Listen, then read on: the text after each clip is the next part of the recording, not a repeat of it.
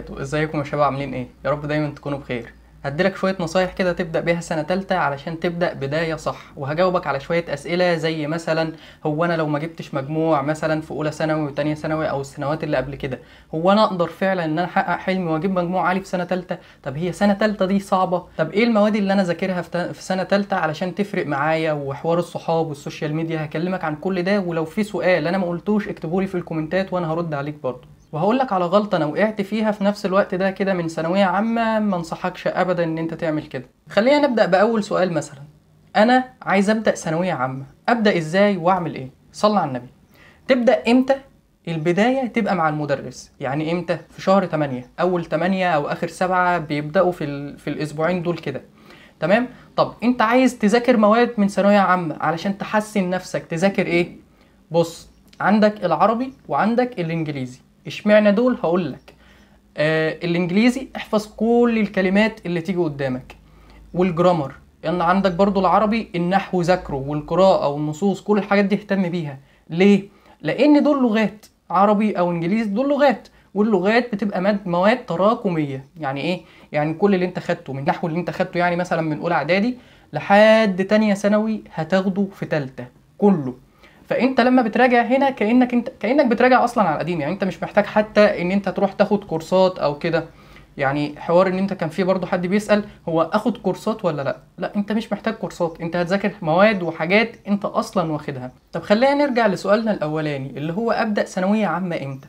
طب ما انا كده لو بدأت مع المدرسين انا كده هبقى متأخر. ده انا سمعت زميل ليا بيقول لي مثلا ده انا هذاكر اول ما اخلص امتحانات. ده كده كله هيبقى سابقني. يعني مفيش حد سابقك، وانت لو عملت كده فانت غلطان. غلطان ليه بقى؟ لان انت هتيجي على اول شهر 10 او 11 مثلا في الفترة دي كده، وهتلاقي ان خلاص شغفك خلاص ما بقتش. اصل السنة طويلة يا جماعة. يعني انت بتدرس، انت متخيل ان انت هتدرس من اول شهر 6 دلوقتي مثلا، من شهر 6 لحد ما تخلص امتحانات شهر 7 اللي بعده، يعني 13 شهر. 13 شهر مش هتزهق؟ طب ليه ما تبدأ في ميعادك وخلص في ميعادك؟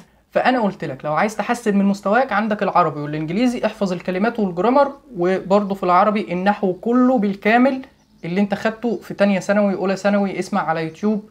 والقراءة والنصوص وكل الكلام ده يتذاكر، وهو ده اللي هيفرق معاك. غير كده لا. طب سؤال كمان يا دكتور، هو انا لازم اكون من الاوائل علشان اجيب مجموع كويس في سنة تالتة؟ لا، اهدى خالص كده وما تقلقش، وما تحسش ان تالتة ثانوي دي صعبة، لان انت لو حطيت ده في دماغك هي بالفعل هتكون صعبة. انا بكلمك عن نفسي انا، وبرضه باقي زمايلي نفس الشكل كده. في اولى ثانوي وتانية ثانوي بصراحة ما كناش بنذاكر. هو ده غلط، ده غلط. بس انا مش فاهم دماغي ساعتها كان فين، او يعني كلنا كنا بنفكر ازاي مش فاهم. ما كانش في حد بيطلع من الاوائل فينا. يمكن كان في ولد واحد وكان بيطلع السادس الثامن حاجه كده، والباقي كله بنات. يعني البنات هي اللي كانت بتذاكر. فهي مش شرط خالص. يعني تالتة ثانوي دي حاجه، وباقي السنين دي حاجه تانية خالص خالص خالص. يعني الكيمياء والفيزياء والاحياء وكل الكلام انت كنت بتاخده ده انساه تماما. كل ده حاجة، ومنهج تالتة ثانوي حاجة تانية تماما. مع ان في حاجات هتلاقيها من اولى ثانوي وتانية ثانوي عليك حاليا في تالتة، ولكن مش نفس السهولة بتاعت اولى وتانية ثانوي دي. يعني اولى وتانية ثانوي مناهج سهلة خالص. في تالتة بقى هي مش هقولك مناهج صعبة، وحتى لو صعبة فانت هتتدرب لده علشان تبقى مؤهل ان انت تعرف تذاكر وتعرف تحل كويس. طب سؤال كمان، انا اول ما خلصت تانية ثانوي بقى وخلاص داخل على تالتة، بدأت ان انا احلق شعري وحذفت السوشيال ميديا والكلام ده. هو انا كده صح ولا في حاجة؟ والله هو المشكلة ان انا برضو كنت كده. اول ما دخلت سنة تالتة حلقت شعري وحذفت الفيس والكلام ده. بس هو ملهوش علاقة. يعني انا حملت الفيس تاني لحد فترة المراجعة. ليه؟ ان هو ما كانش بياخد من وقتي. يعني خلاص انا حاطط هدف قدامي. اصل الالتزام ده بيبقى جواك انت. تمام. حاطط هدف قدامي، فخلاص انا مثلا ورايا مذاكرة، خلاص اقفل سوشيال حالا حالا، مفيش كلام. انما انت مثلا حسيت ان هو بيستنزف من وقتك او بياخد من وقتك كتير، خلاص يبقى تحذف السوشيال ميديا دي تماما. حاجة كمان بالنسبة للمشتتات برضو، والحاجات اللي ممكن فعلا فعلا تضيع عليك السنة حتى لو انت بادئ صح، ايه هي بقى؟ بعد اذنك وانت بادئ تالتة ثانوي خليك في حالك. يعني ايه خليك في حالك؟ يعني ما تستعجلش على ان انت تكون صحاب. الصحاب هتلاقيهم بيجوا لوحدهم، انما انت ما تروحش تكلم حد وفي الاخر تتفاجئ ان هو شخص مش كويس، وهيسحبك لنفس الطريق اللي هو ماشي فيه. يعني انا افتكر واحد كده كان جاي بيكلمني وبتاع، ويعني جبنا بعض في الكلام شويه وكده، واتفاجئت ان هو بيشرب سجاير قبل الدرس، يعني بيجيب فلوس الدرس يشرب بيها سجاير. فخلعت منه بالعافيه.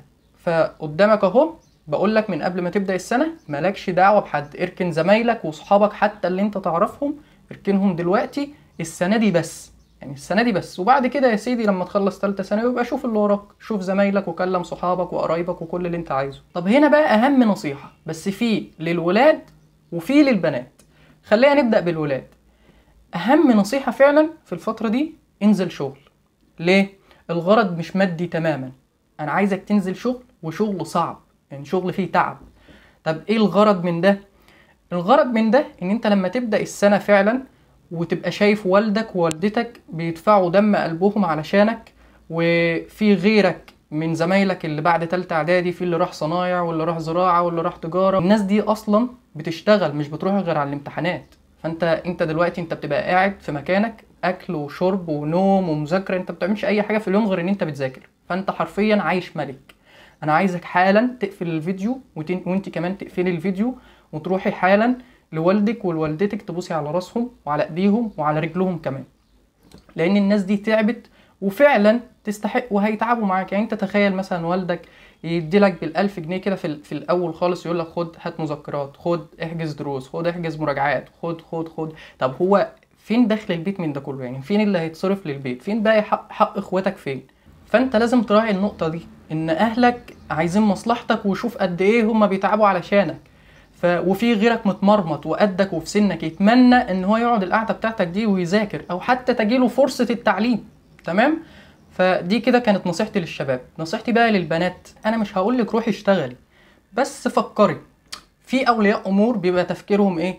اللي هي دي بنت، يعني معلش، يعني هتشتغل وتديني؟ لا، هي هتدخل كلية وبعد كده هتتجوز، يعني مش هستفاد منها بحاجة. طب انا ليه اصلا اصرف عليها؟ ما تقعد خلاص، يعني ما تقعد من التعليم. ايه اللي يخليني ان انا ادفع فلوس وثانوية عامة وهري وكتب وبتاع وانا اصلا مش مستفاد حاجة؟ يعني ايه اللي انا هستفيده؟ للاسف ده تفكير اولياء امور. فانت كمان احمدي ربنا ان ليكي اب وام بيصرفوا ويعلموا. ليه برضو نرجع لنقطة الشغل بالنسبة للشباب. انا غرضي من ده ان انت اولا تعرف قيمة والدك ووالدتك، وتعرف كمان لما تتعامل بقى، ما انت لما تنزل شغل صعب زي كده هتتعامل مع كافة اشكال المجتمع. هتلاقي اللي بيشرب، هتلاقي اللي بتاع الخناقات، هتلاقي اللي مش كويس، الفاظ مش محترمة. كل الناس دي والدك بيتعامل معاهم في حياته اليومية، متعرض ان هو يخانق، متعرض ان هو لحاجات كتير جدا، ان حد يزعله.